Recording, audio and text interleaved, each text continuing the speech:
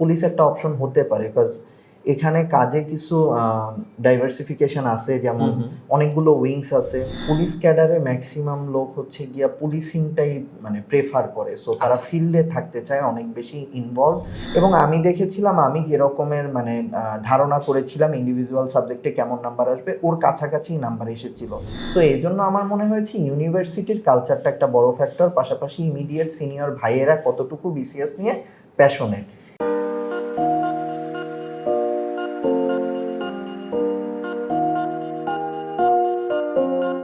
প্রিয় দর্শক, আসসালামু আলাইকুম। স্বাগত জানাচ্ছি গল্পগ্রাফির নতুন পর্বে। আজকে আমাদের সাথে অতিথি হিসাবে উপস্থিত আছেন জনাব আরাফাত আয়াত, এবার পুলিশ ক্যাডারে সুপারিশপ্রাপ্ত।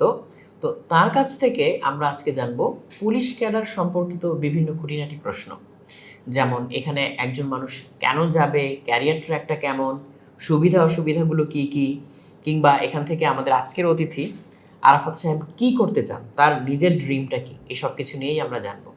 এর মাঝখানে আরেকটা খুবই গুরুত্বপূর্ণ বিষয় নিয়ে আমরা কথা বলবো, সেটা হচ্ছে সাকসেসের পরে আমরা সাকসেসকে সবাই সেলিব্রেট করি, তাই না? কিন্তু সাকসেসের পেছনের যে গল্পটা, সেটা কিন্তু অনেক সময় জানা হয় না, সেটা অনেক সময় পর্দার আড়ালেই থেকে যায়। কিন্তু সেটাও সাকসেসের মতোই গুরুত্বপূর্ণ, কিংবা কিছু ক্ষেত্রে বলা যায় তার চেয়েও বেশি গুরুত্বপূর্ণ। আর এই গল্পটা অনেকের ক্ষেত্রে একরকম হলেও শেষটা হয়তো সবার একরকম হয় না। সেখানে হয়তো লাকের কিছু ব্যাপার থাকে, হয়তো আরো অনেক ফ্যাক্টরস থাকতে পারে। তো এই সব খুঁটিনাটি নিয়ে আমরা আজকে আলাপ করব। আসসালামু আলাইকুম। ওয়ালাইকুম আসসালাম। কেমন আছেন? আলহামদুলিল্লাহ, ভালো আছেন? হ্যাঁ, আলহামদুলিল্লাহ, আমরাও অনেক ভালো আছি।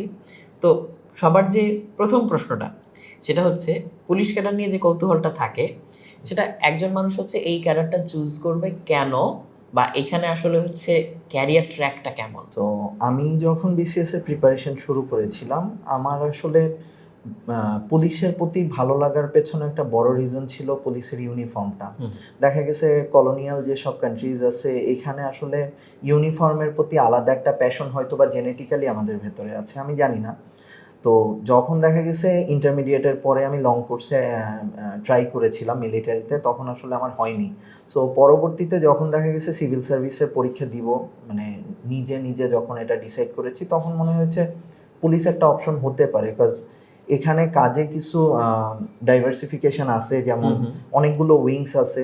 পাশাপাশি দেখা গেছে ছেলেদের ভেতরে যে টাইপের একটা অ্যাডভেঞ্চার পছন্দ, বা আমরা যে পরিমাণ থ্রিলার দেখি, বা সেই ছোটবেলা থেকে মাসুদ রানা পড়ার যে অভ্যাসটা, এই জিনিসগুলো নিজের লাইফে এক্সপেরিয়েন্স করার জন্য আমার মনে হয়েছে যে পুলিশ ক্যাডার একটা ভালো প্ল্যাটফর্ম হতে পারত।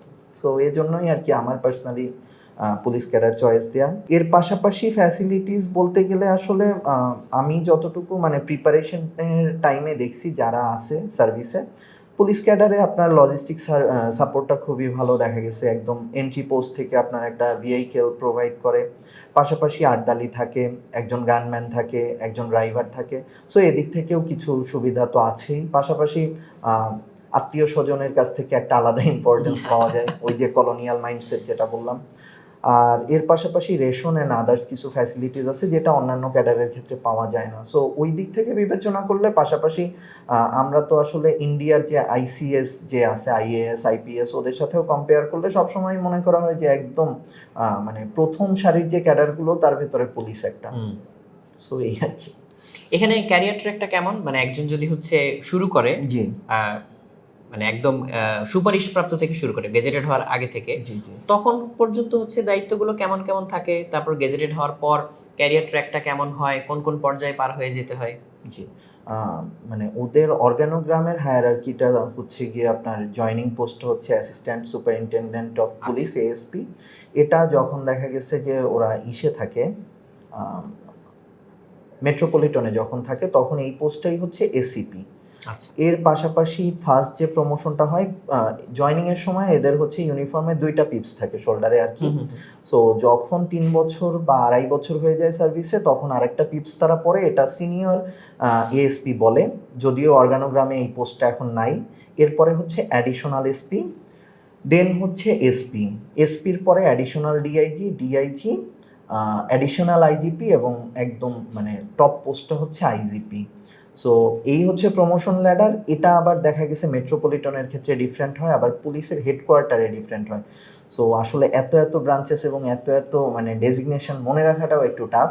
পাশাপাশি কাজে প্রচুর ভ্যারিয়েশন আছে, দেখা গেছে অনেকে এসবি তে কাজ করতেছে, অনেকে সিআইডি তে করতেছে, পিবিআই খুব ভালো করছে রিসেন্ট সময়ে। সো প্রমোশনের ক্ষেত্রে আমি মানে নিজের জব হবার পরেও যতটুকু সিনিয়রদের সাথে কথা বললাম, দেখলাম যে অনেক উইংস আছে কাজ করার। তার মানে বাইরে থেকে দেখে বোঝা না গেলেও এখানে ডাইভার্সিফিকেশনের কিন্তু প্রচুর সুযোগ আছে। জি, কাজগুলো হচ্ছে ডিফারেন্ট ডিফারেন্ট লেয়ারে, জি, জি। ডিফারেন্ট ডিফারেন্ট টাইপের হয়। এক্স্যাক্টলি। ধরেন আপনার যদি এরকম ফ্যাসিনেশন থাকে যে আপনি পাইলট হবেন, সেক্ষেত্রে এদের রিসেন্টলি হেলিকপ্টারও আছে।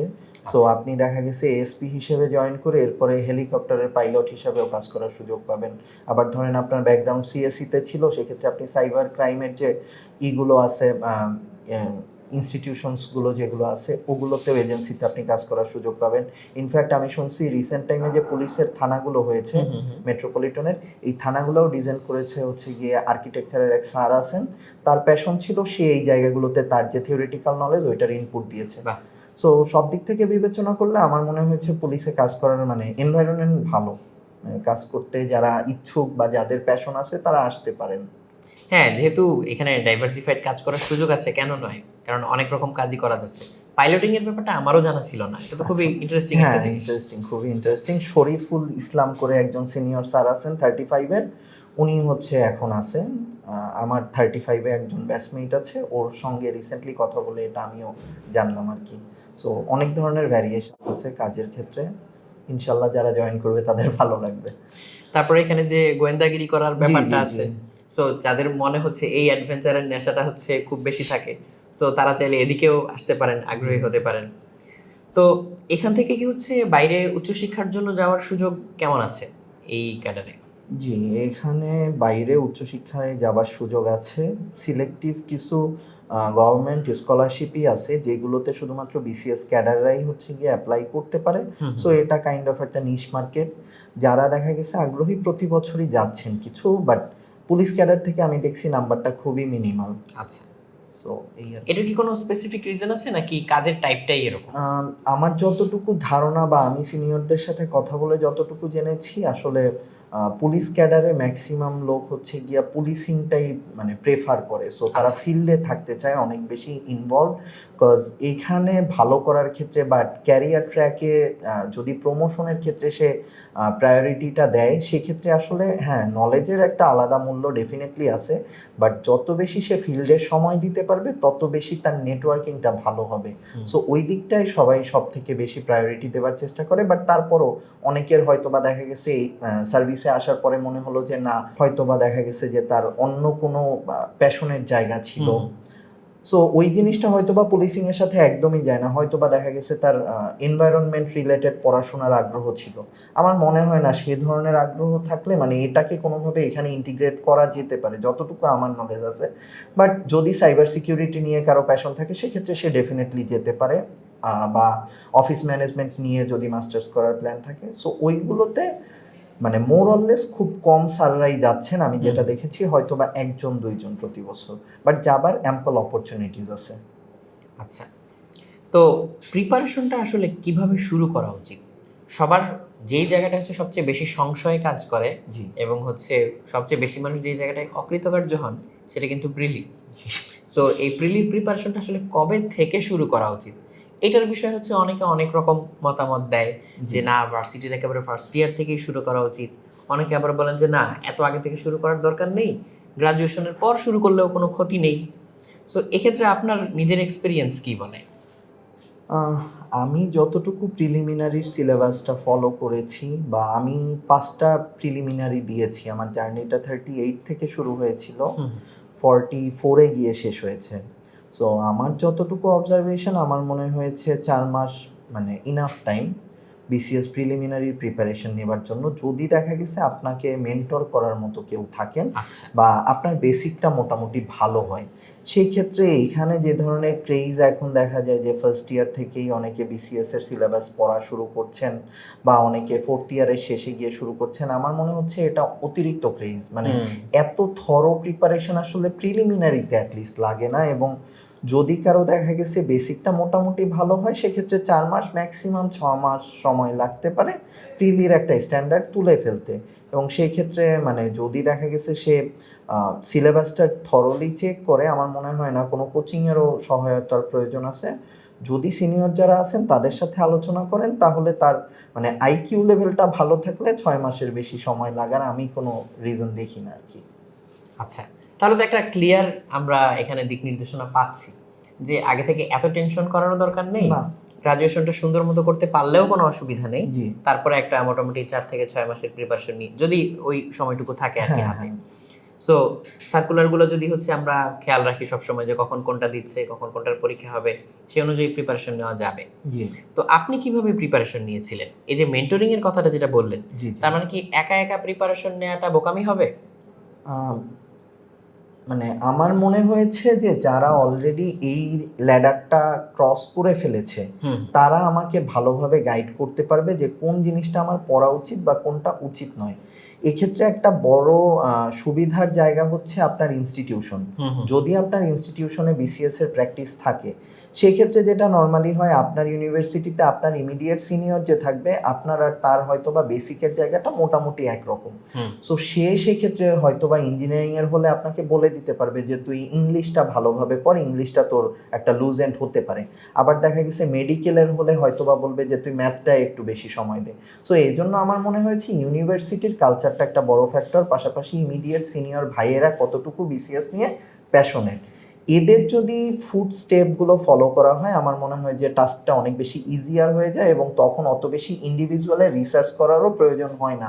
কারণ আমরা জানি যে ইমিডিয়েট যে সিনিয়র ভাই তার সাথে হয়তো বা আমার নলেজের গ্যাপ খুব মিনিমাল একটা স্ট্যান্ডার্ডে হতে পারে এবং তখন একটা কনফিডেন্সও পাওয়া যায় যে না ভাই যেহেতু এই পাথওয়েতে এগিয়েই সাকসেসফুল হয়েছে তার মানে আমি এখানে আগালে মানে তার স্ট্যান্ডার্ডে না যেতে পারলেও আমি মোটামুটি কাছে একটা যেতে পারবো। সো ওইটা আমার মনে হয় একটা ইম্পর্টেন্ট ফ্যাক্টর হতে পারে। আর এমনিতে কি আপনি এক্সটার্নাল কোনো কিছুর হেল্প নিয়েছেন? যেমন কোনো হচ্ছে কোচিং বা হচ্ছে টিচার বা এরকম কিছু? হ্যাঁ, আমি প্রিলিমিনারিতে 38 এর সময় যখন আমি প্রিপারেশন নিয়েছি তখন প্রিলিমিনারি, রিটেন বা ভাইভা কোনোটাতেই কারো হেল্প নেই নাই। আচ্ছা। কিন্তু 38 এর যখন আমি মার্কশিট তুলেছিলাম 38 এ আমি শিক্ষা ক্যাডারে জয়েন করেছিলাম। সেখানে আমার রিটেনের মার্কস ছিল 550। সো এর আগে আমার যতটুকু ধারণা ছিল মানে আমি মোটামুটি আইডিয়ালাইজ করতাম 36 এর আমার এক সিনিয়র বড় ভাই ছিলেন। উনি পুলিশ ক্যাডারেই আছেন। তো উনি বলেছিলেন যে তুই রিটেনের নাম্বারটা 550 টু 570 এই রেঞ্জে রাখিস।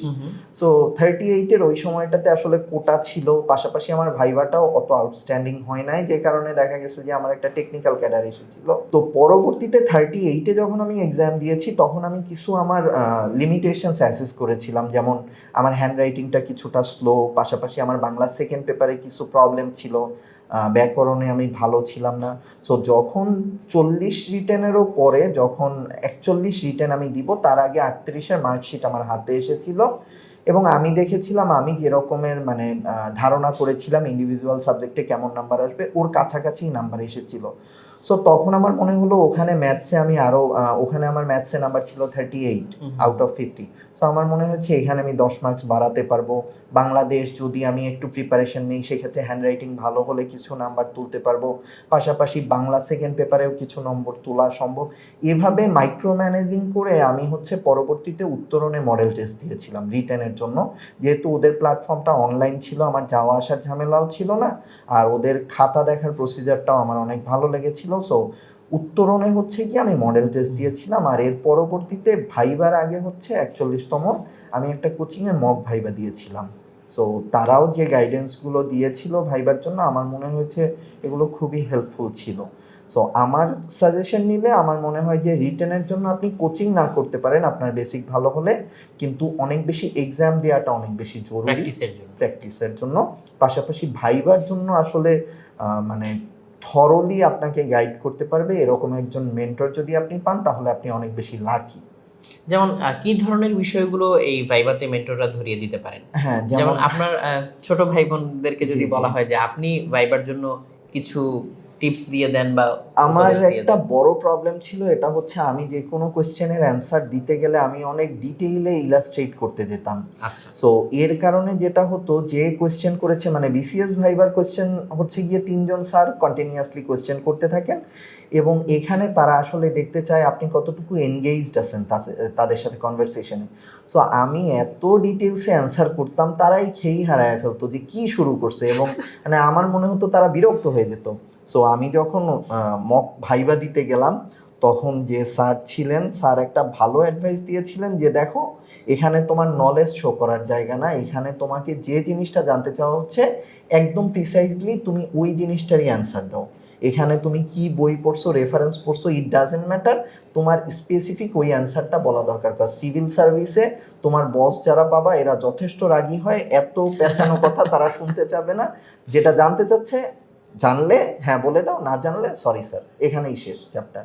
সো আমার মনে হয়েছে এই একটা সাজেশন প্রিভিয়াস 2টা ভাইবার থেকে এই ভাইবায় আমাকে একটু ভালো করার ক্ষেত্রে সহায়তা করেছে। মানে keep it short and simple. Right. এই ভাইবার ব্যাপারগুলো নিয়ে হচ্ছে তাহলে মক ভাইবাতেও একটা ভালো আইডিয়া পাওয়া যায় ডেফিনেটলি। যে কিরকম কিরকম সিচুয়েশন ফেস করতে হতে পারে, বা এক্স্যাক্টলি। পারলে কি করব না পারলে কি করব হ্যাঁ এরকম। হ্যাঁ। এরকম কি হওয়া সম্ভব যে ভাইবাতে শুরুতেই আমাকে কয়েকটা প্রশ্ন করে ফেললো, আমি একটাও পারলাম না? So, হ্যাঁ, এটা খুবই পসিবল, আচ্ছা এবং এটা আমার সাথে কয়েকবার হয়েছে। আচ্ছা। সো তো এরকম সিচুয়েশন কিভাবে হ্যান্ডেল করা যায়? কারণ প্রথম 3টা প্রশ্নই যদি আমি না পারি, তখন আমার মধ্যে কিন্তু একটা ভয় জেঁকে বসতে পারে যে আচ্ছা আমি বোধহয় গেলাম শেষ তাহলে। আহ, মানে এটা নিয়ে আসলে আমি অনেক বেশি প্যারা খাইছি, বিকজ আমার দেখা গেছে যেহেতু অলরেডি একটা ক্যাডার সার্ভিসে আমি ছিলাম, এরকমের একটা মিথ প্রচলিত আছে যে যদি আপনার একবার একটা ক্যাডার চলে আসে তাহলে আসলে পিএসসি চায় না আপনার ক্যাডারটা চেঞ্জ হোক, এবং ভাই ভাই আপনাকে ভালো নাম্বার দেয় না। সো এটা নিয়ে আমি প্রচুর প্যারা খাইছি, এবং আমার একটা সময় মনে হতো আমার ক্যাডারটা সম্ভবত চেঞ্জ হবে না। সো এটা নিয়ে আসলে যখন আমি ভাইবা দিয়েছি, ওখানে স্যার যিনি ছিলেন তার সাথেও কথা বলেছি, সে বলছে দেখো যেটা তোমার হাতে নাই এটা নিয়ে তোমার চিন্তা করে কোনো লাভ নাই।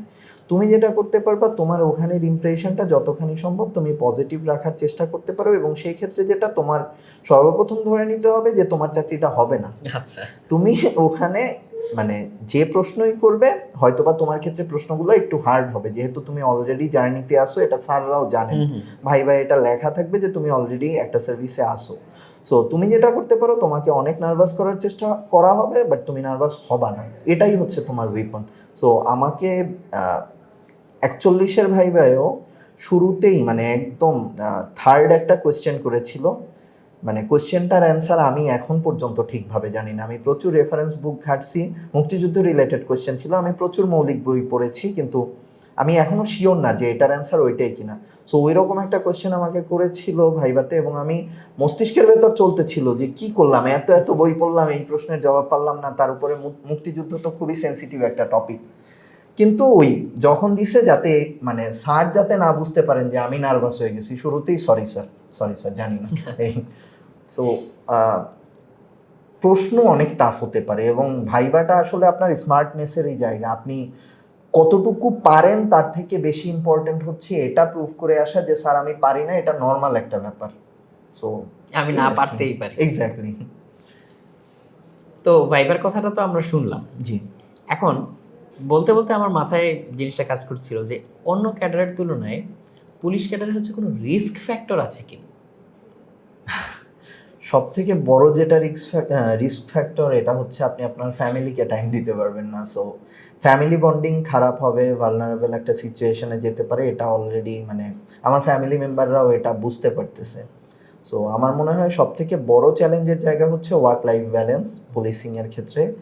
পাশাপাশি এটা আসলে আমি অ্যাজ অ্যান আউটসাইডার বলতেছি, আমার বলাটা কতটুকু কারেক্ট আমি বলতে পারবো না, বাট আমার যতটুকু মনে হয় যে পুলিশিংয়ে গেলে পরে আপনার মেন্টাল হেলথের উপরে তো ডেফিনেটলি একটা বড় প্রেশার আসে, কজ আপনি সবসময় হচ্ছে গিয়ে খুব ন্যাস্টি কিছু জিনিসের সাথে ডিল করবেন, এবং এতে আপনার সাইকোলজিক্যালি হয়তো বা সন্দেহবাতিকতা বা এই টাইপের যে জিনিসগুলো আছে এগুলো আপনার লাইফের একটা পার্ট হয়ে যেতে পারে। এর পাশাপাশি যদি আপনি লাইফ রিস্কের কথা বলেন, সেটাও তো ডেফিনেটলি আছে। পাশাপাশি পলিটিক্যাল চেঞ্জ এবং অন্যান্য কিছু ভ্যারিয়েবলস আছে যেগুলো এই সার্ভিসে একটা মানে চ্যালেঞ্জ হিসাবে সবসময়ই আপনার অবস্থানকে কোয়েশ্চেন করতে পারে। সো এগুলো মাথায় রেখেই সার্ভিসে আসতে হবে। আসলে এগুলো মাথায় রেখে তারপরে হচ্ছে ডিসিশন নিতে হবে যে পুলিশ ক্যাডার হচ্ছে 1 নাম্বার চয়েস দিব কি দিব না, তাই না? এবারে আসি আপনার ড্রিমের কথায়। এই সার্ভিসে আপনার আলটিমেট গোল কি বা ড্রিমটা কি? যদি আমি প্র্যাকটিক্যালি আমার ড্রিমের জায়গাটা বলি, তাহলে আমি যে এই সার্ভিসে জয়েন করেছি বা আমার মেরিট পজিশন যেরকম, আমি সম্ভবত ডিআইজি পর্যন্ত যেতে পারবো। বাট স্বপ্ন দেখায় তো আসলে বাধা নাই। অবশ্যই আমি চাবো যে কেন আমি আইজিপি না হই। অবশ্যই আমি চাই যে আমিও যাতে, আল্লাহ যদি কবুল করেন, কোনোদিন বাংলাদেশ পুলিশের আইজিপি যাতে হতে পারি। বাকিটা আল্লাহর ইচ্ছা। ইনশাআল্লাহ। শেষ করার আগে আমাদের অডিয়েন্স যারা আছেন তাদের মধ্যে অনেকেই হয়তো হচ্ছে প্রিলি দিতে চাচ্ছেন বা অনেকে প্রিলি দিয়ে ফেলেছেন, কিংবা রিটেনে হচ্ছে আটকে আছেন বা এরকম কোনো একটা ভালনারেবল সিচুয়েশন। সো যারা এই প্রসেসের মধ্যে আছেন, যারা এখনো সাকসেসটাকে হাতে ধরে দেখেননি, সো তাদের জন্য যদি কিছু বলতে চান। আসলে বিসিএস এর প্রিপারেশনটা হচ্ছে অনেক স্ট্রেনুয়াস একটা টাইমলাইন আপনাদের লাইফের। এ সময় আসলে আপনার লাইফে আপনি অনেক মানুষকে দেখবেন যে আপনার সাথে বন্ডিং খারাপ হবে, মানে এটা হবে, এটাই স্বাভাবিক। কাজ আপনি অন্যান্যরা যেভাবে লাইফটাকে দেখছে তার থেকে ভিন্নভাবে লাইফটা দেখছেন, স্যাক্রিফাইস। ডেফিনেটলি। সো এই ট্রেড অফটা আপনার করতে হবে আপনার লাইফ থেকে, এটা মাথায় রাখতে হবে। আর সবসময়ই আপনার একটা হতাশাজনক ফেজ যাবে লাইফে, বাট যদি আপনার ডিটারমিনেশনটা ঠিক থাকে, এবং ডেফিনেটলি ভাইয়া একদম আমার ইন্টারভিউটার শুরুতেই একটা কথা বলতেছিলাম আমরা, যে লাক এখানে অনেক বড় একটা ফ্যাক্টর। মানে বিসিএস এর সাকসেস রেটটা এতই অল্প এবং ফেইলার এবং সাকসেসফুলের ভেতরে গ্যাপটাও এতই মার্জিনাল। সো এখানে লাক অনেক বড় একটা ফ্যাক্টর। আপনার স্রষ্টার প্রতি ধৈর্য ধরে বারবার তার কাছে আপনার স্বপ্নটা বলতে হবে এবং কামনা করতে হবে যাতে আপনি সেই পরিমাণ লাকি হন যে সে আপনাকে আপনার গোলটা অ্যাচিভ করতে হেল্প করবে। সো আপনাদের সবার জন্য শুভকামনা, আপনারা আমার জন্য দোয়া করবেন। ইনশাআল্লাহ, আমরাও সেটাই চাই। এবং প্রিয় দর্শক, আপনাদেরকে অসংখ্য ধন্যবাদ আমাদের সাথে এই সময়টুকু কাটানোর জন্য। ভাইয়াকে তো ধন্যবাদ বটেই, এই খুঁটিনাটি বিষয়গুলো আমাদের সামনে তুলে ধরার জন্য। সো আশা করি আমাদের অনেকের কিন্তু অনেকগুলো কৌতূহল মিটে গিয়েছে। এরপরেও যদি আপনাদের এই রিলেটেড কোনো প্রশ্ন থাকে, আপনারা কিন্তু কমেন্টে করতে পারেন। আমরা সেই সবগুলো প্রশ্ন কম্পাইল করব। আমরা আরও কয়েকটা এপিসোডে বিসিএস নিয়ে কথা বলেছি, যেহেতু এটা সবার মধ্যে একটা ট্রেন্ডি টপিক। এখন ফেসবুক খুললেই আমরা দেখতে পাচ্ছি যে একজনের পর একজনের সুসংবাদ। সো এটা নিয়ে আরও প্রশ্ন আপনারা করতে পারেন। আমরা দরকার হলে প্রশ্নগুলোকে কম্পাইল করে সেগুলোর আবার সুন্দর করে একটা অ্যান্সার আপনাদেরকে দেওয়ার চেষ্টা করব। তো আগামী পর্বে আপনাদের সাথে ইনশাল্লাহ আবার দেখা হবে। সবাই ভালো থাকবেন, সুস্থ থাকবেন। আসসালামু আলাইকুম।